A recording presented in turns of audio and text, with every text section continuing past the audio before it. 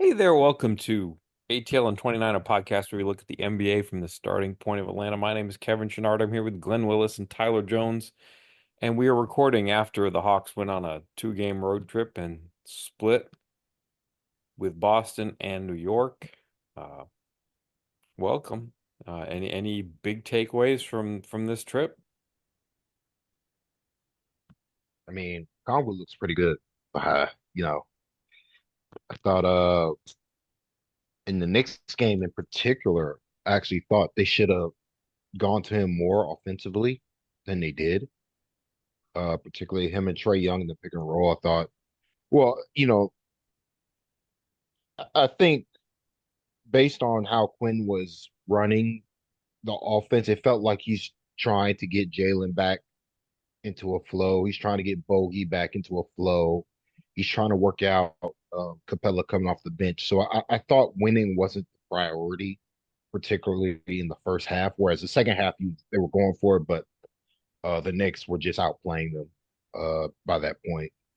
But like it kind of felt like the Hawks, like I mean, they're always trying to win, but it felt more, particularly the Bogey Capella minutes, felt like he was giving them such extended run. He was trying to get them going in a ways that you probably wouldn't see if this was like a must-win game.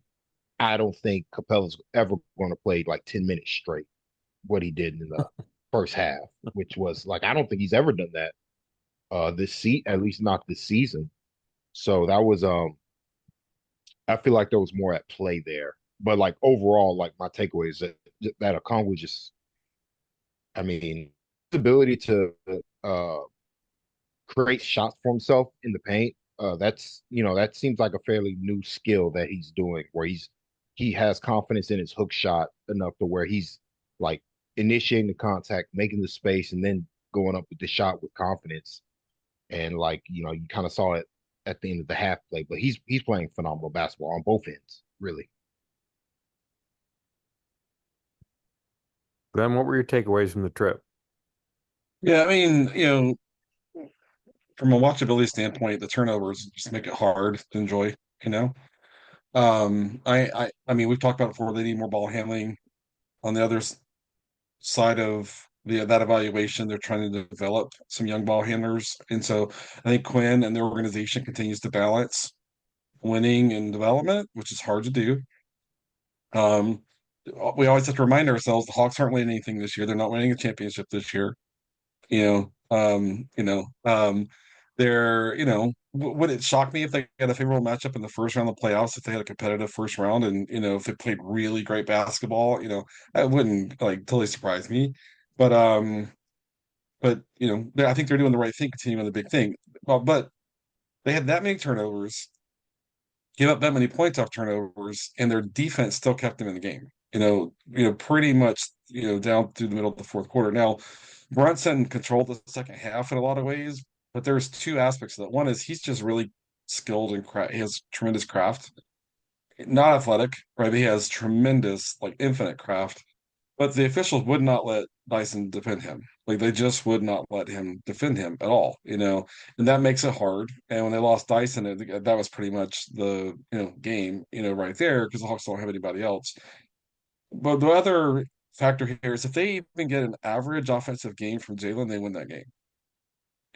Jalen couldn't finish anything. Jalen was rusty.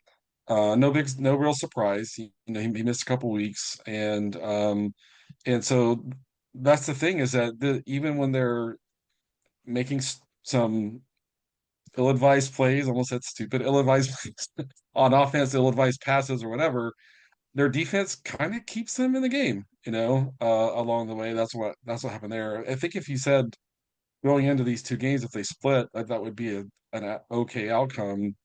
Except for the fact that it just felt like they kept beating themselves against the Knicks, which made which made it a game that was very hard to win I mean, they were beating themselves against the Celtics too. Uh, just until the Celtics started beating themselves. yeah, Kind like, of. and that's kind of been the story of the season where the Hawks just give points away, particularly in transition, where I just like I don't know where they rank in the league, but I don't think they've been a very good transition team, even like efficient transition team, even though they do run a lot. Just feels like a lot of it is like uh, guys not confident enough. And I see it a lot with Dyson in particular, where he'll hesitate sometimes and with his or he'll like he'll throw a pass without like initiating the defender on a fast break. That's like his biggest. That's like his biggest critique. Even though I thought against the Knicks was one of his better driving games. It really was unfortunate he got in foul trouble because he was a real. I thought he was a real problem for the Knicks as a driver the entire game. And it's good to see overall just him playing better on the offensive side of the floor these last couple of games. But yeah, Glenn, overall picture, like it's kind of the same uh, than what we talked about last time where overall this is a good Hawks team, but they really need Bogey to become Bogey again, and like he's really going through it. Whether it's I think it might honestly be more mental than physical at this point, but like it just feels like he's kind of going like fighting uphill right now with his play. Maybe it's a good thing Yeah, that and this it's streak dies, but I wanted to go back to a couple of things that Glenn said. Like when he was talking, one, he talked about Jalen Johnson and the official. I felt like Dyson was fouling him. I felt like the officiating was worse with Brunson on the defensive end. I felt like he could get away with whatever he wanted. It's like the Hawks couldn't exploit him defensively because he would just give you a hip check, and if you were quick enough to get around and avoid the hip check, he was gonna push you in the back. But I thought Dyson was fouling him on some of those fouls. But the other thing is like with Jalen and the rest, it just felt like he was trying to finish falling away to the sides. Like he's got to find a way to kind of stay more in the middle. He was getting bumped off on those finishes at the rim where, when he's really cooking, he can kind of keep his balance and stay in the middle, and then it's easier to finish the shot. And it just felt like he was constantly trying to finish as he was falling away to the side. That wasn't working for him, at least now when he's rusty a little bit. I mean, so much of this comes from, and I know that he didn't play a lot of like AAU ball. I mean, his journey pre-NBA is kind of chronicled that he didn't really stick in places. But at that level, no matter how big you are, no matter how strong an athlete you are, everybody plays point guard. Everybody plays point guard, right? I mean, I And talked to Dom Barlow and I was like, what's it like playing with Mo Gay? He's, playing with another big, and he's like, well, you know, with overtime elite, I was a three, and then the year before that, I was in high school. I was the point guard. yep, Like he's center yeah, now, but he was point guard in high school. yeah, and to me, when you watch Jalen play, he looks like a guy that and part of this maybe is me looking through the lens of having watched through the '80s and '90s and all the way through, where guys that were big and strong were physically assertive, you know, and I think I've said before, my educational background's in psychology. It just seems like Jalen's not wired that way. He wants to facilitate, make the pass, make the read, kind of have a finesse finish at the rim when he's just stronger and a better vertical athlete than 99.9% of the players in the league. So I don't know if there's a way to kind of activate more of that, dominant athleticism that he has, or if it's just a personality limitation. I don't know Jalen personally at all. I've never had a single conversation with him. But when you watch him play, it just kind of seems like maybe it's just wiring. Maybe that does map back to what everyone gets to do in AAU, which is, pull up shots off the dribble, 20 times a game or whatever it is. It's hard to know. But for him to be the best version of himself, I think he's got to learn to both, yeah, lean on. He's a great passer, for his position, right? He has good processing, for his position. His ball handling still got to get better, but there are times when he sees like a guard like parked in front of the rim, he's just got to go freaking mash that, completely attack the rim physically, and he just doesn't really do that right now. In transition, he will when it's kind of a free run. He gets ahead of steam. A defender doesn't have an angle on the chase down. He'll go. I mean, a lob. But when he is attacking the rim with his own dribble, it tends to be a lot of falling off to the left, falling off to the right, or a kind of a half runner right in front of the rim. And that's not to say that he's bad at that stuff, but it's more of situationally, like I have a real athleticism advantage here. I need to go be dominant with my athleticism. And I don't want to sound like I'm killing him. He's still young and learning, but that part of his game has got to develop for him to be the best version of himself, in my view.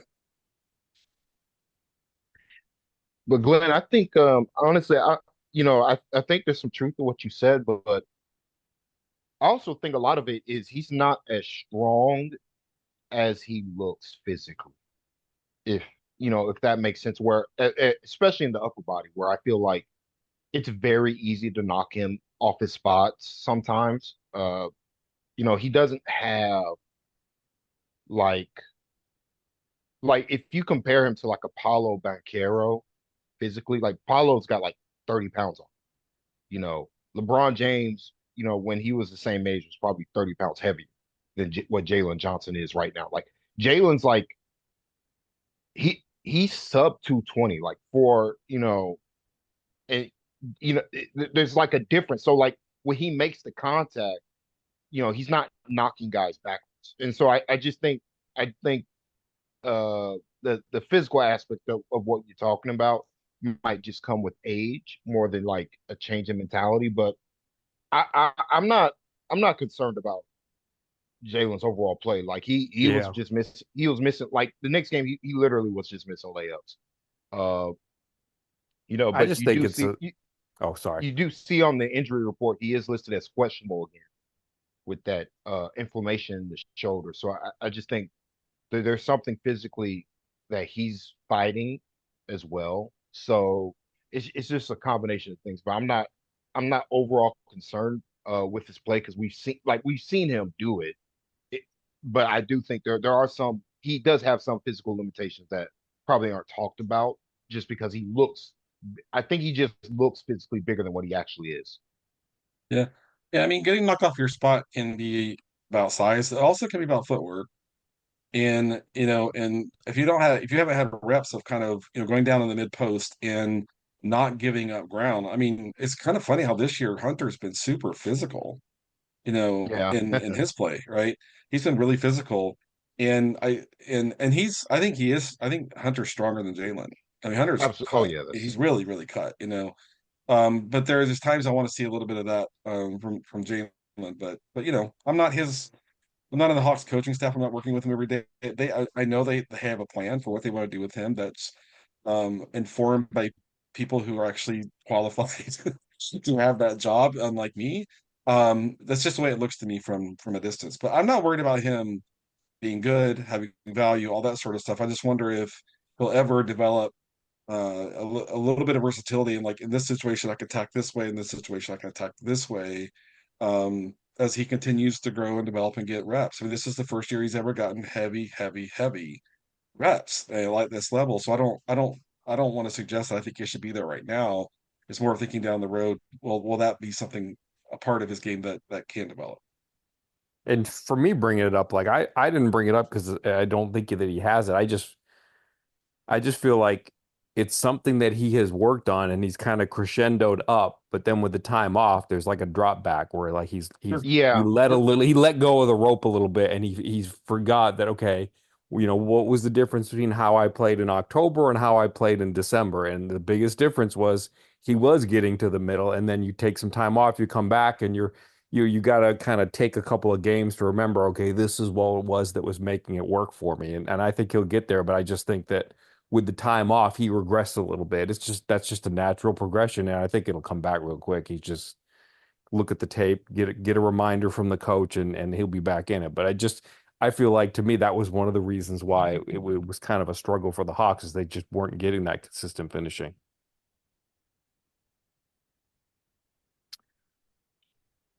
What about the Boston game? That was we mentioned a little bit. Were there things there that I know, Glenn, that you tweeted that you thought it was one of I think it was one of Trey's better defensive efforts because the Celtics were for pretty sure. merciless in picking him out. I feel like the Knicks Yep. were merciless too to better effect. But do you want to elaborate on what you saw defensively from Trey over this past weekend? Yeah, I mean, it was two different things. Like Boston was putting Trey into screens, right, and trying to force a switch.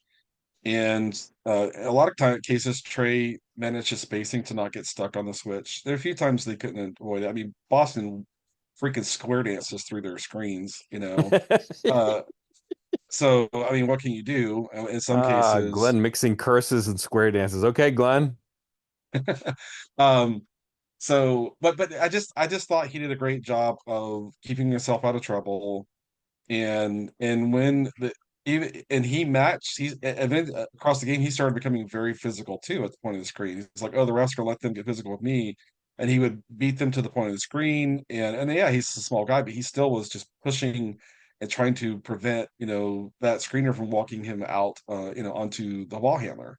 And in just a lot of cases, he knew where his help was. He was forcing help when he got stuck on someone big. Like at one point, I think it was Tatum caught him at the nail, and he turned around and did asked for a scram switch. I think it was Hunter came in and took that, or Jay, I can't remember which one it It was, was Jalen. but It was Jalen. Jalen, but his awareness, it was just is great. And I mean, and he continues to be strong with his hands. Someone brings the ball down around him. You know, he's gonna get that ball. Hashtag when it helps to be short. In that sense, right? The way that New York attacked him, Tibbs loves cross screens.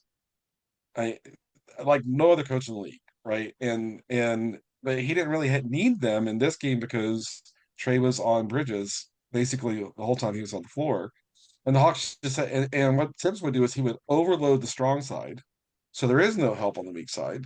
And Trey is by himself in the paint with Bridges with no defender on the weak side, and almost impossible to kind of do anything with that. So I thought the offensive scheming from the Knicks was actually more effective Mhm. than what the Celtics were. Now the Celtics live and die by their system, right? But Tibbs will mix it up and be more situational than Missoula will. But Yep. you know, Trey, what's Trey gonna do with Bridges down there by himself?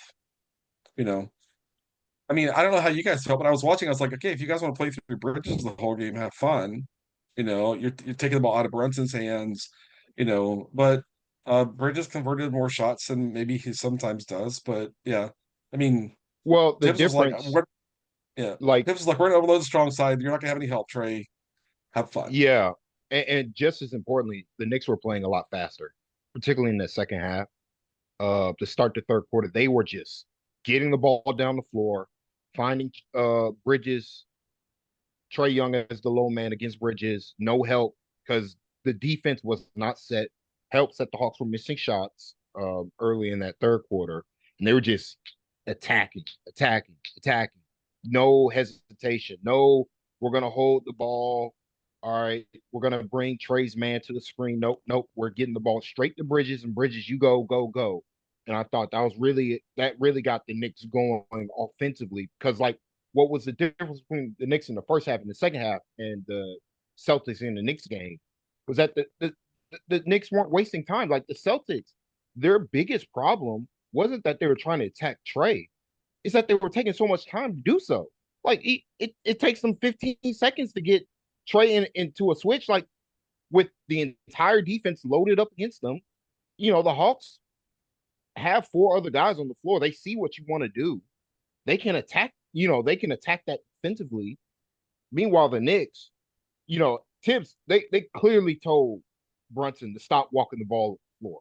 Get the ball down the floor quickly so we can attack Trey Young, get this team in transition, and score some points. And I thought they did a good job of doing that.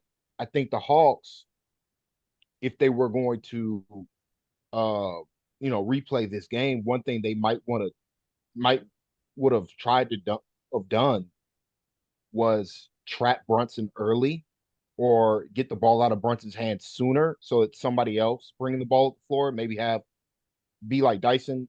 You gotta, 90 feet. up the floor, even if off a miss. Like you got to immediately find Brunson so that you force somebody else on the Knicks to make a decision with the ball in their hands. Because it was just a little, for as good as Dyson is defensively, I thought the Hawks were scrambling a little bit too much in Trent.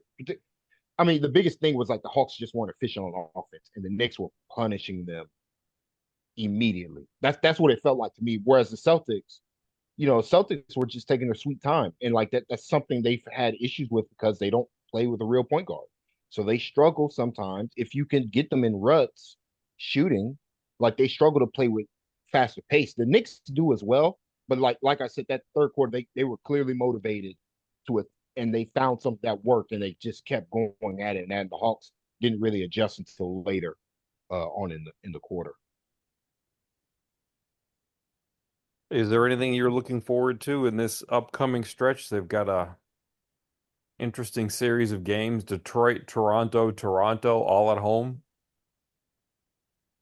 Well, I mean, hopefully Jalen plays because if he doesn't, the Hawks are going to be in trouble again, especially against the Raptors and Scotty Barnes, who he's been struggling this year, but like Jalen's really the only guy on the roster that can actually physically match up with him, unless they're going to put a Congo on him, which they probably should think about.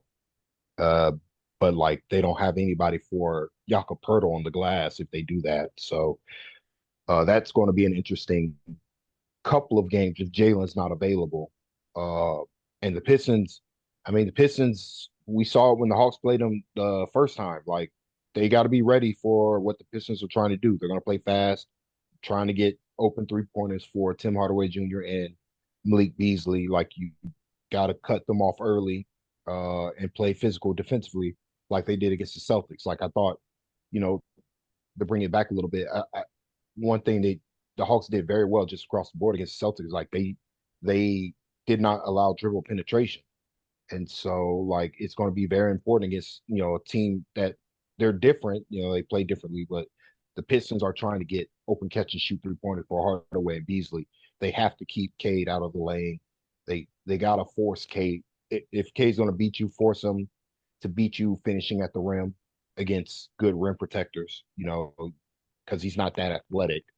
You don't want to lose because he's just picking your team apart like Trey Young does for other teams. So that's kind of what I'm looking for. But hope if Jalen's not available, like it's going to be interesting to see what the Hawks do on def or more on the defensive side of the floor because I can see both them struggling against both of those teams without Jalen in particular.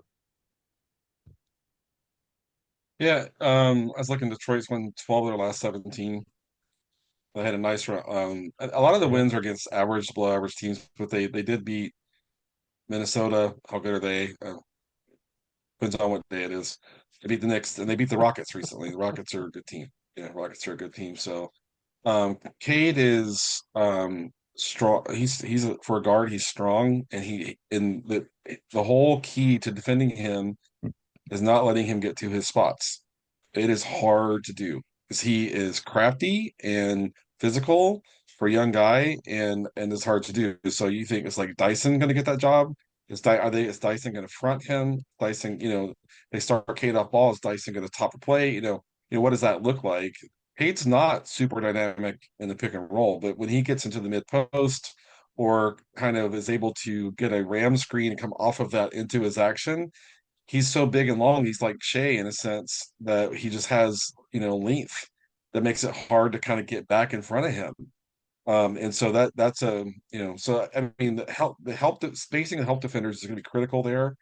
But to Tyler's point, they put 3-point shooters on the floor, so it's not like you could just pull it off of just anybody, and so it'll be interesting to see the way that they try to defend him.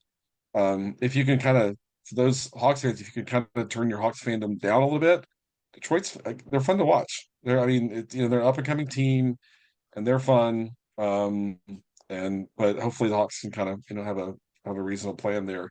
Toronto is, I mean, I'm not the biggest Scotty Barnes guy. I don't know why he plays point guard. I don't understand it at all. Um, he should be an all defensive guy. He has all the skills and tools to be a defender, great defender. But he wants to be going back to our AU conversation, he wants to be the point guard, and he's an average ball handler at best.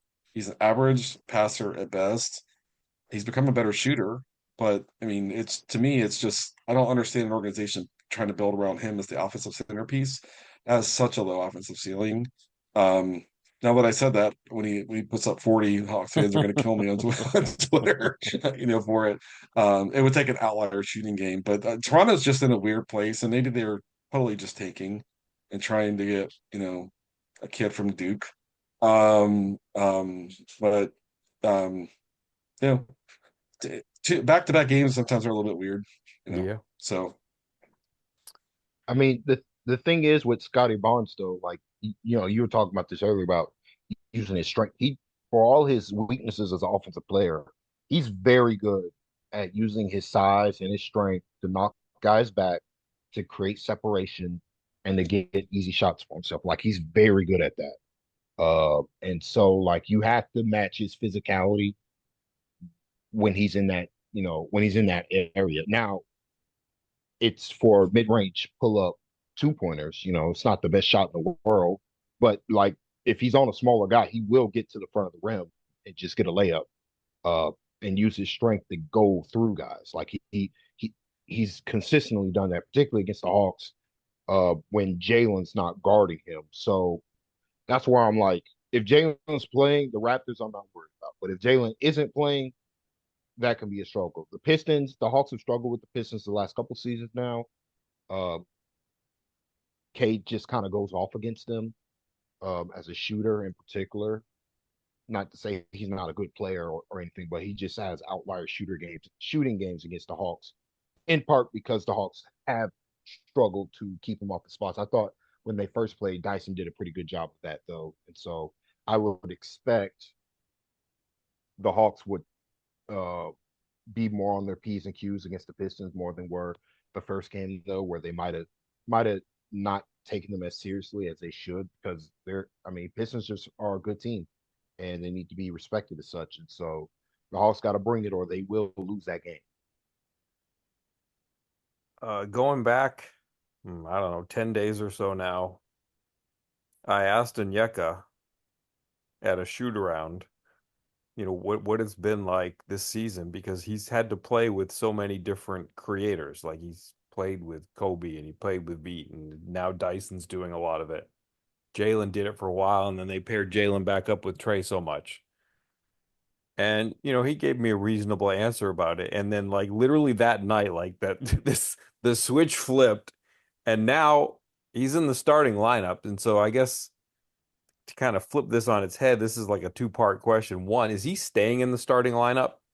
And two, like, what do you want to see out of the thing that we saw in the Knicks game where it's like a Veet, Gary, Bogey, Hunter, Capella lineup? Like, what's that supposed to do?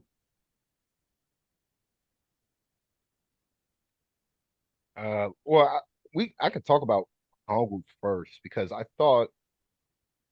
That's the I easy thought, part.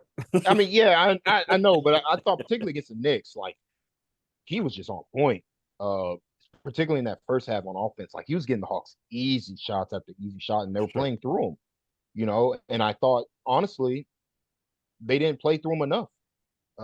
They need to go through him more and explore the space. Like he's playing so well right now, particularly with the ball in his hands. Like they got to give him the ball more and like let him, you know, do the Sabonis, run the offense, through him a bit more, make life be easier for Trey. Like I don't think it's not a coincidence that Trey Young is going on these scoring binges now. To me, with the fact that Okongwu is one, his usage has stepped up and he's playing more. Like I think a lot of Trey's success now, particularly from 3-point range, is Okongwu screening. Like it's just like he's so good at the delayed screen, where he sets like a secondary screen, but it's not a moving screen where like he just beats the guy to the spot, and when they think they're going to go by him, like he re-screens again, and he gives Trey such separation, and like Trey with space is just he's he's a very good shooter when he has space, and so I think Congo like his shoulders and his size, like compared to Ella, who's more of a Capella's trying to flip the screen, get to the front of the rim.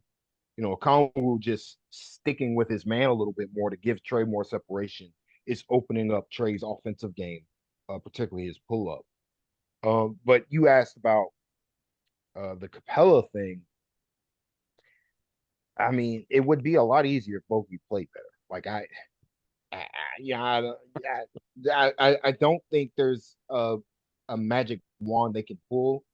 Uh, though, because I think Dyson's playing a lot better offensively because of Conwu. He's playing more with Onyeka Conwu. Like I think that has helped him tremendously, particularly as a driver. So I don't know if Quinn wants to break that up too much. So really, it's going to be on Bogey to play better. Like he's got to figure some stuff out because they really need him to play better. But it's tough when you got to line up with shooting and spacing, but no creator outside of like maybe Veet in transition. They've if Bogey's not going to be that guy, then Veet's got to do it. That's just end of the day, Veet's just got to take more ownership of the offense if he's not on the floor next to a Dyson Daniels or a Trey Young. Yeah, I mean, it's interesting because I think Capella's the only player who's played every game. Yes, that's Um, absolutely true. yeah, and I mean, he looks at some games he looks like he's on fumes. Like, That's to right. me at this point in his career, he should be playing 65 to 70 games in a season. But with Nance hurt, there's nothing they can do. Unless they're going to play Jalen at center, which I don't think Quinn wants to do at all. He hasn't really done it. Barlow's not ready. Maybe against a really bad team, you can play a Kongu 35 minutes and sneak Barlow some minutes here and there. Maybe that can happen. But some time off seems like it might help Clint. Um, is this a permanent change? I have no idea. I have no idea. Nobody asked after the Toronto game. I mean, I after both know. I games, mean, I so guess we, we'll we find don't out know yet. tomorrow. I Maybe guess we'll shoot find out if around. it's Probably two in a. not I because guess we'll Quinn find won't out if it's talk to two in a Trey. row tomorrow. Um, but I we've talked about how up until that change, first unit built for defense, second unit built for offense, and one way to rebalance across the two units is that switch at center where Kongu juices the offense a little bit. With his skill set, and Clint brings more defense. If you're going to play Matthews and Bogey together, not a bad idea to have Clint anchoring that defense, you know, behind that, and that so that makes some sense to try to get a little bit more equilibrium on both ends of the floor as they navigate first and second units. So that switch makes sense to me from that vantage point. What's Quinn going to do? I mean, we're going to have to kind of go game to game until he might answer the question. Probably won't answer the question, but someone might be able to ask him and just have him, even if he gives a half answer, maybe we can pretend like we know what he's intending to do. Or I maybe the mean, players will answer it. I don't know. We'll see. Maybe they know. Maybe they don't. it it is one of those things where it's like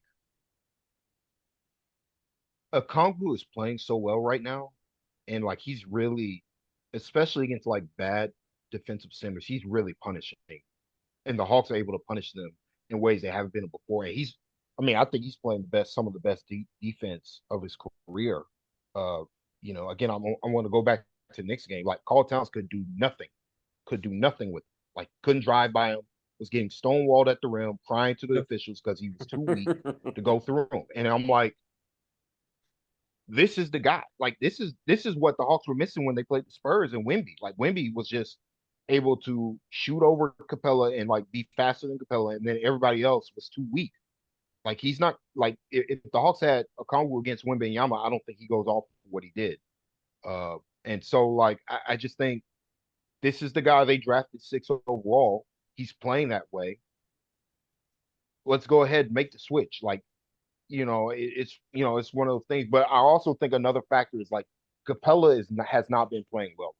Like my post on Blue Sky side, like he's clearly struggling with something in these last couple of games. We don't know what it is. It's probably because he's a big guy and he's played every game. Like They've needed him to It's a play every break. game. Yeah. He needs a break. Hawks Yeah. really need Larry Nance to be healthy Give me right now, Nance. so Yeah. they can give him like a week off, like what they're maybe they're doing with Ricochet, even though I think Ricochet was actually hurt and he was just playing through it for a while. So, but like I think Capella like needs like a week. I mean, Bogey.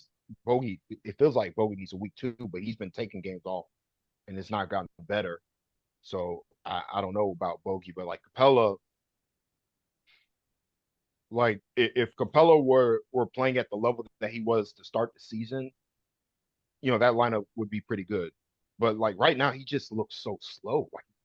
Like it feels like to me, he's like because he's so good at getting behind the fence. Like he's not been able to get by any center, recently. Like I felt like you really felt that against the Celtics, where he couldn't beat Luke Cornett to the rim. Like he just could not get there. And so like the lob just was never there for Trey. I know the Celtics were overplaying the lob to take Clint completely out the game, but like, Luke Cornett's not Luke Cornett should not be able to contend with Capella around the rim, if he gets there. But like Capella just wasn't able to get there. So hopefully he can find it physically because they just need him, especially without Nance. Yeah, sure and tight. Someone on Blue Sky asked us to talk about the rotations in the fourth quarter. We can do that next episode, hopefully. But short answer is don't want Trey gas the last 5 minutes of the game. So those 2 breaks he gets hits him up to have some gas at the end of the game. But maybe we can get into that more next episode. Good night, Bob. Can Good I night, Bob.